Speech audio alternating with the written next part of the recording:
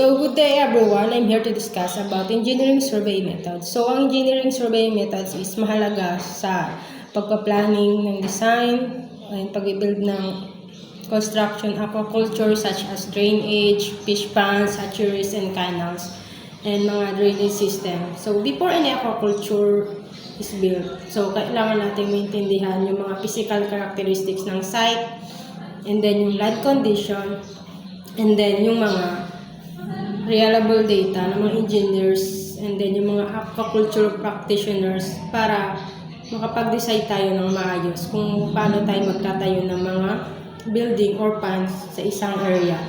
So, in aquaculture engineering, so kailangan natin magkaroon ng proper surveying para ma-sure natin yung ponds is nasa tamang sukat and then nasa tamang posisyon ng tubig, kung makakadaloy ba siya ng maayos, and then yung structure niya is safe ba, and then sustainability pa. So, yung use ng survey methods and equipments is matutulungan tayo maiwasan yung mga common problems such as poor drainage, flooding, and uneven pond bottoms, and then yung mga inefficient water management. Therefore, engineering surveys are essential sa atin, lalo na sa aquaculture. And then, I'm here to discuss about the other surveying methods na ginagamit. So, ano nga ba yung purpose ng survey equipment in aquaculture? So, measuring tape is used to measure linear distances between 2 points. So, it is one of the simplest but most essential survey method. So, ang kalhagan nito sa isang aquaculture is ang measuring tape is used to determine the length and width ng fish ponds. Hindi lang fish pond but in other buildings din. So, spacing between ponds, wind, and dikes and canals. And then, kailangan accurate yung pagsusukat natin para ma-ensure natin yung ponds is constructed according to the design na gusto natin, and then para iwasan natin yung pagiging overcrowding and then poor distribution. So, example, pag nag-design tayo ng isang milkfish ponds, so kailangan natin ng isang measuring tape na gagamitin natin para measure yung pond size of around maybe, for example, around 20 meters by 30 meters.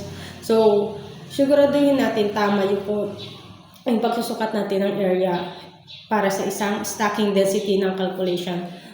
And then, next is compass.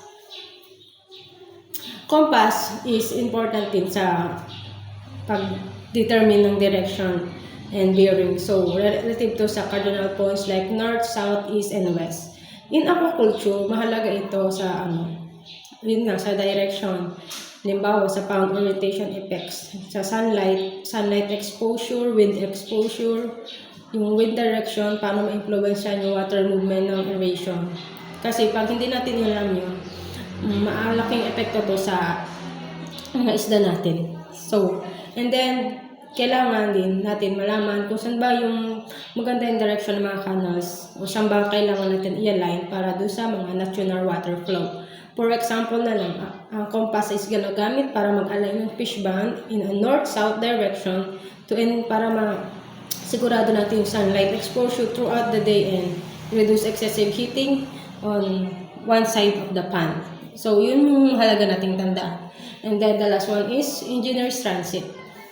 So, nakakita naman na tayo ng engineer's transit na karaniwang natin ito nakikita sa daan kapag nag-level sila ng isang area.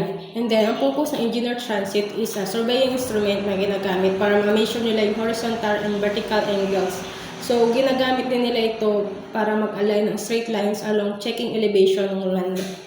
And then, ang importance nito sa aquaculture is nag-establish siya ng straight pond dikes. So, kailangan natin ma-label yung mga pond dikes natin para pampangit naman siguro kung hindi sila pantay-pantay.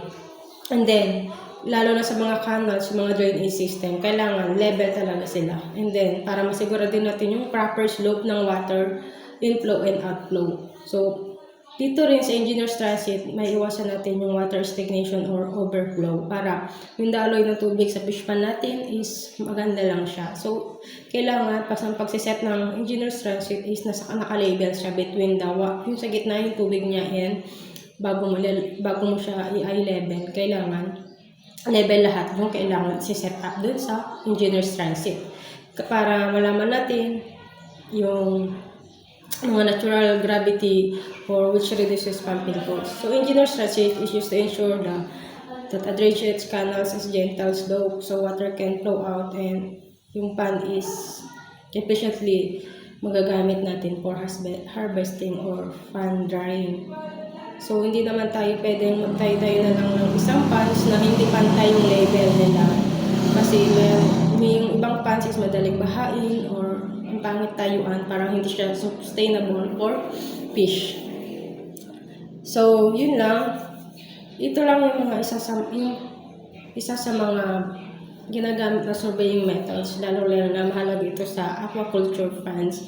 Marami pang surveying methods na ginagamit, but this is the only thing I can discuss for today, and thank you for listening that in my report. So, lagi lang natin tandaan na engineering survey methods is ginagamit para mag-collect ng accurate measurements sa mga land site condition na kailangan natin sa pagpaplano ng mga bago tayo mag-construct ng aquaculture facilities. So, isa lang to sa mga basic survey methods na ginagamit nowadays. And that's all. Thank you.